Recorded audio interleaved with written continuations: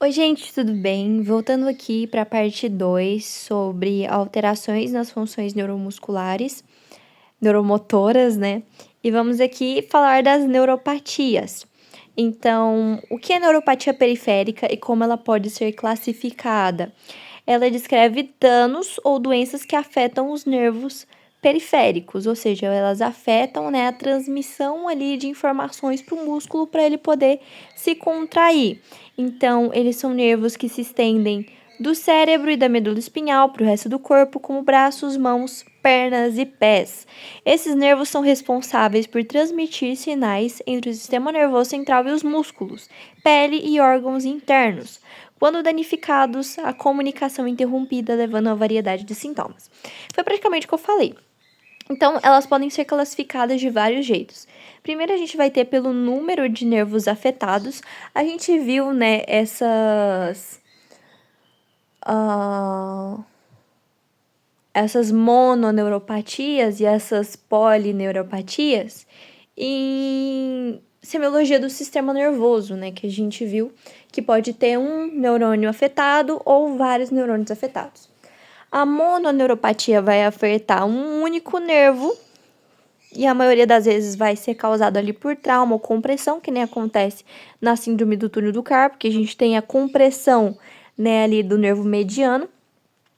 As mononeuropatias múltiplas, que vão envolver nervos individuais de forma assimétrica.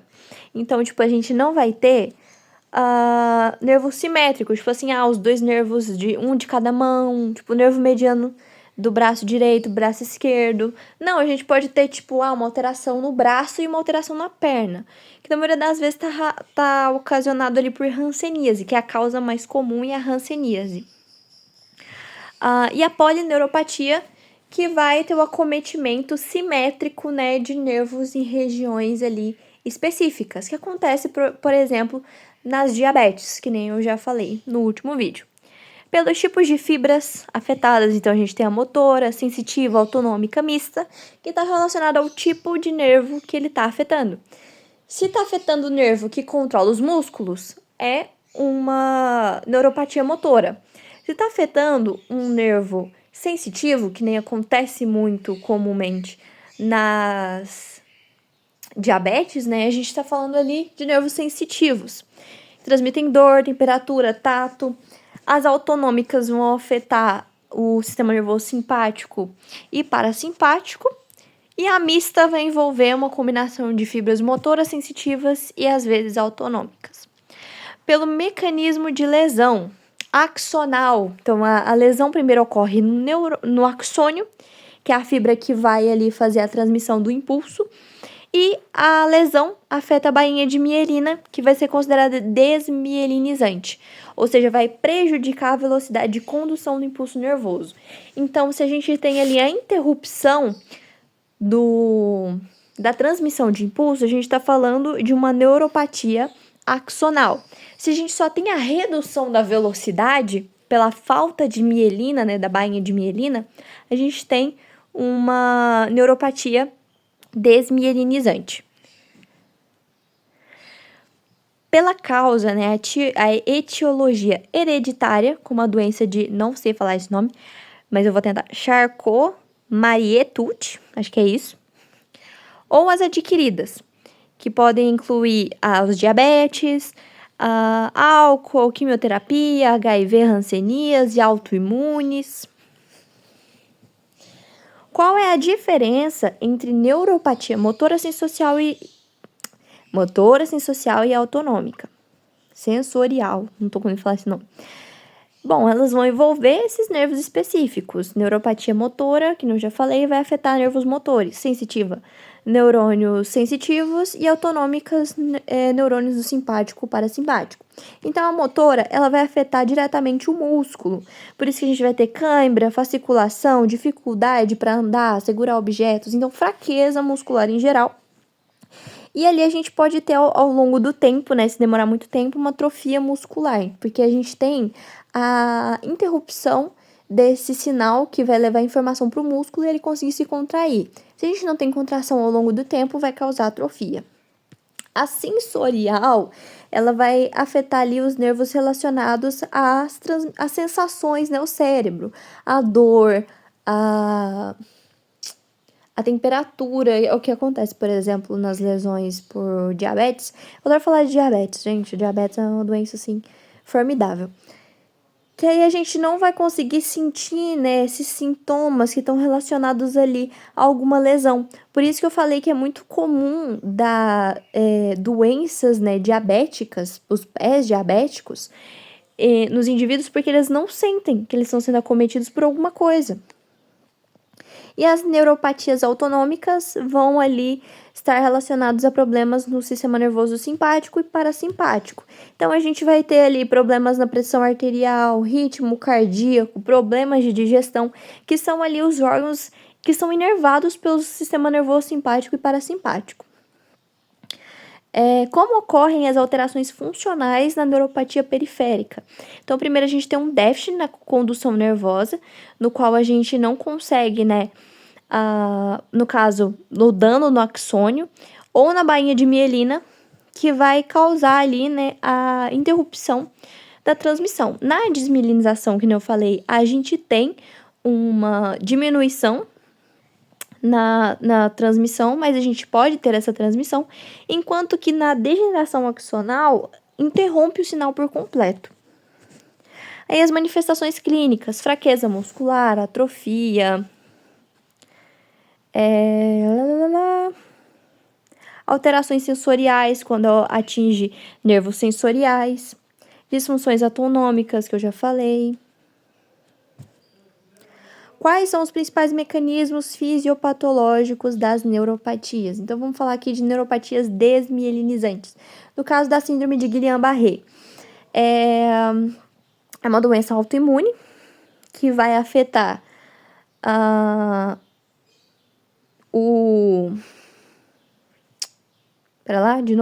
É uma doença autoimune que, na maioria das vezes, está precedida de uma infecção viral ou bacteriana. Isso acontece, por exemplo, nos casos de... Eu não sei se já viram Guillain-Barré por dengue, mas existe, não é muito incomum, tá? Então, o que acontece? Um mimetismo molecular. É uma coisa parecida, igual acontece na endocardite, que a gente já estudou. Então, a gente tem ali um patógeno, ou viral ou bacteriano, que vai ter na maioria das vezes, um componente molecular que é parecido com o componente presente na bainha de mielina. Ou seja, o nosso corpo ele vai produzir... Gente, eu tô cansada, credo. A gente vai produzir alguma coisa para tentar matar aquele patógeno que vai fazer uma reação cruzada com componentes da bainha de mielina, por proximidade mesmo, parecida com componentes parecidos com o que tem ali nesse patógeno. Então, a gente vai causar ali a desmielinização por nosso próprio sistema imune mesmo. E as neuropatias axonais, a fisiopatologia delas tem várias. Primeiro, as vias metabólicas, que está associada a estresse osmótico ou oxidativo. Dano microvascular, que pode ser ali o dano aos vasos sanguíneos que vão nutrir os nervos. E excesso de radicais livres, que vai causar inflamação e, consequentemente, causar a morte os danos, né, no axônio, nas células de Schwann, que são ali as células responsáveis, né, por manter a integridade e produzir, né, a bainha de mielina no sistema nervoso periférico. As neuropatias hereditárias, que a gente tem como exemplo a doença de Charcot, que vai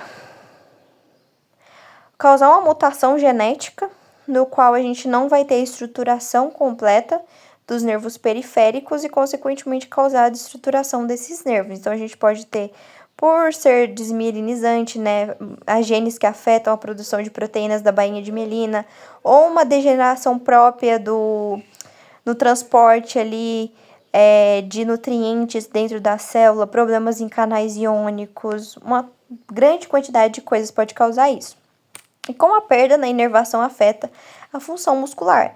Se a gente não tem inervação, a gente não tem, por exemplo, a atuação desse músculo, que nem eu falei. Se a gente não tem inervação, esse músculo ele não vai se contrair. Se ele não contrair, ao longo do tempo ele vai atrofiar.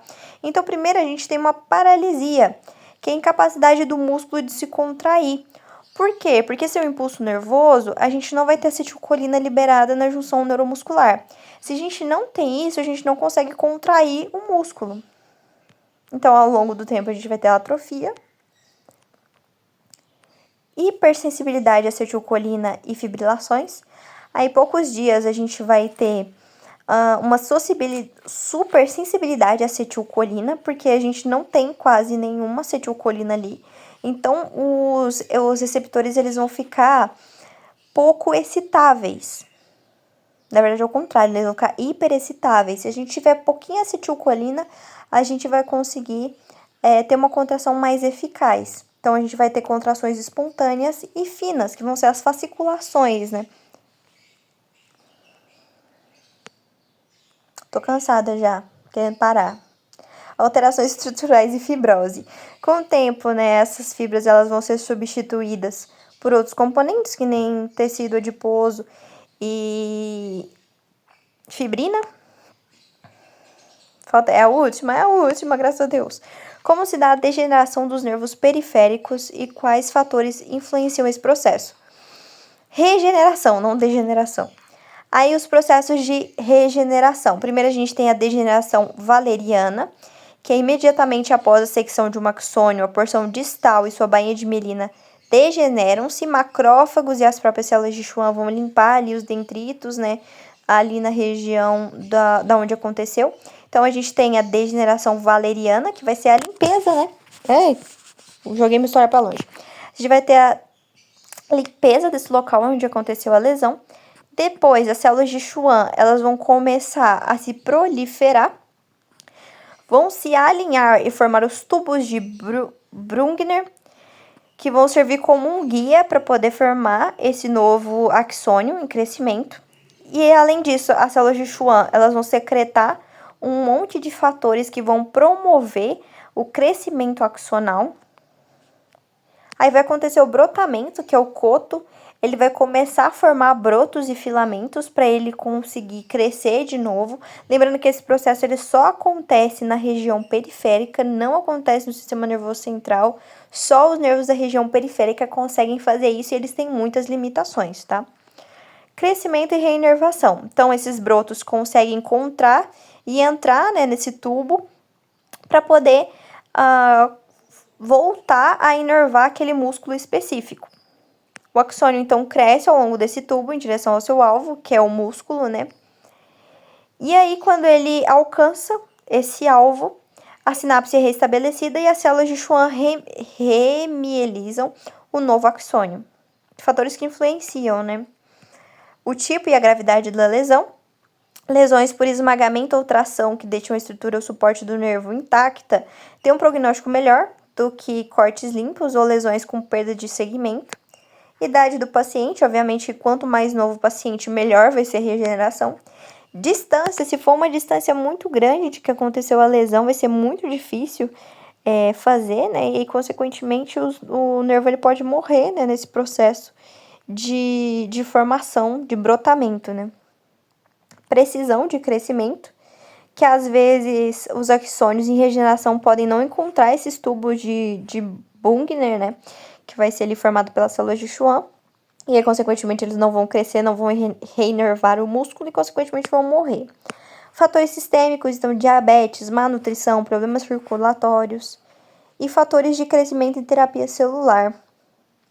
O uso de fatores de crescimento, células de Schwann, células tronco, são abordagens promissoras para melhorar os resultados funcionais após lesões nervosas periféricas.